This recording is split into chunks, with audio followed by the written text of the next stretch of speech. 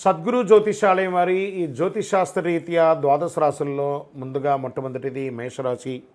అశ్విని నక్షత్రం 1, 2, 3, 4 పాదములు, భరణి నక్షత్రం 1, 2, 3, 4 పాదములు, కృతికా నక్షత్రం మొదటి పాదానికి ఉన్నటువంటి వారు మేషరాశి వారిగా పరిగణించబడుతున్నారు. ఈ మార్చ్ నెల మీకు ఎలా ఉంటుంది చూద్దామా. మేషరాశి మిత్రులారా, ఇది మీకు ఒక మంచి నెలగా సూచించబడుతుంది. ఈ రాశి వారికి అధిపతి అయినటువంటి కుజుడు బలమైన స్థితిలో ఉన్నాడు. బుధుడు ఈ నెల అనుకూలంగా పనిచేసే అవకాశం ఏమాత్రం లేదు. సూర్యుడు 5వ ఇంట్లో ఉన్నాడు, 2వ ఇంట్లో బృహస్పతి ఉన్నాడు. శని తిరోగమనంలో మరియు సూర్యుడు ఇద్దరు లాభాలుగా ఉన్నారన్నమాట. ఉద్యోగంలో కొంచెం హ్యాపీగా సాగుతుంది. సహ ఉద్యోగులు మీ పనులతో సహకరిస్తారు. మీ యొక్క జీతభత్యాలు వేతనాలన్నీ పెరిగే అవకాశాలు ఉన్నాయి. ప్రమోషన్స్కి ఏమైనా మీకు ఉంటే కూడా అడ్డాలున్నా అవన్నీ కూడా తొలగిపోయే అవకాశాలు ఎక్కువ ఉన్నాయి. నగదు ప్రవాహం గణనీయంగా పెరిగే అవకాశాలు గట్టిగా ఉంది. ఆదాయం బాగా వృద్ధి చెందుతుంది. వ్యాపారం చేసేవారికి పురోగతి ఉంటుంది.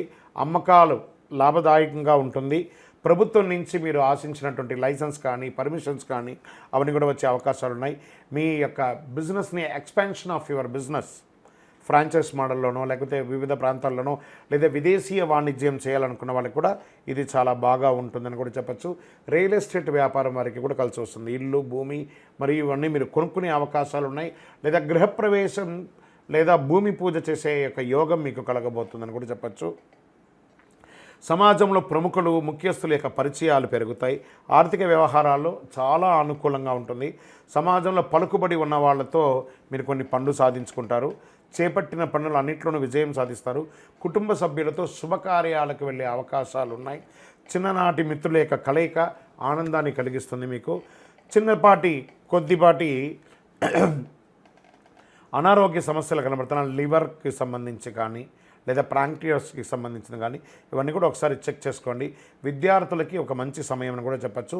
ప్రేమ వ్యవహారంలో ఉన్న వాళ్ళకి ఇది ఒక సానుకూలమైనటువంటి సమయం అవచ్చు. ఉద్యోగం కోసం ప్రయత్నం చేసే వాళ్ళకి ఇది ఒక మంచి సమయం. నూతనంగా వివాహం అవ్వాలి అనుకున్న వాళ్ళకి ఇది ఒక మంచి సమయంగా చెప్పచ్చు. ఆస్తి వివాదాలు, కోర్టు కేసులు ఏమైనా ఉంటే కూడా కొలిక్కొచ్చే అవకాశాలు ఉన్నాయి.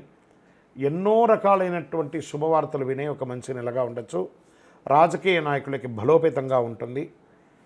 మీ యొక్క డాక్యుమెంట్స్ అంతా కూడా జాగ్రత్తగా చూసుకోండి. డ్రైవింగ్ చేసేటప్పుడు కాస్త బాగా జాగ్రత్తగా ఉండాలి. ఈ నెల మీకు పాజిటివ్ డేస్ అని, లక్కీ డేస్ అని కూడా చెప్తే 2వ తారీఖున 5, 8, 12, 14 తారీఖులో మీకు అనుకూలంగా ఉంటుంది. చంద్రాష్టమం మరి ఇన్ని రోజులు బాగున్నప్పుడు అన్ని బాగున్నప్పుడు కొంచెం బ్రేక్ కూడా మనకు కావాలి కదా. మార్చి 19, 3, 2025 2 గంటల 6 నిమిషాల మధ్యాహ్నం నుండి 22, 3, 2025 1 గంట 46 నిమిషాలు ఉదయం వరకు చంద్రాష్టమం ఉంటుంది. ఈ 2.5 రోజులు జాగ్రత్త. మాట్లాడేటప్పుడు జాగ్రత్త, సంతకాలు పెట్టేటప్పుడు జాగ్రత్త, చాలా జాగ్రత్తగా ఉండాలి. లక్కీ నెంబర్స్ అని చెప్తే ఈ నెల 1, 7 మరియు 9 అని చెప్పచ్చు. చక్కగా పరిహారం, ఈ నెల మీకు ఏమైనా పరిహారం ఉందా అంటే మంగళవారాల్లో అమ్మవారికి నెయ్యి దీపం వెలిగించండి. సుబ్రహ్మణ్య స్వామి వారికి పాలాభిషేకం చేయండి. ఆంజనేయ స్వామి వారికి తులసి మాల వేయండి.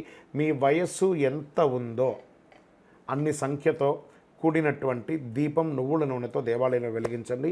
ఇంకనూ అతి శక్తివంతమైనటువంటి ఈ కరుంగాళి మాలను ధరించిన వాళ్ళందరూ కూడా ఆయురారోగ్య ఐశ్వర్యాలతో ఉన్నారు. ఈ కరుంగాళి మాల అవకాశం ఉంటే ధరించండి. అందరూ కూడా క్షేమంగా ఉండండి. విజయోస్తు.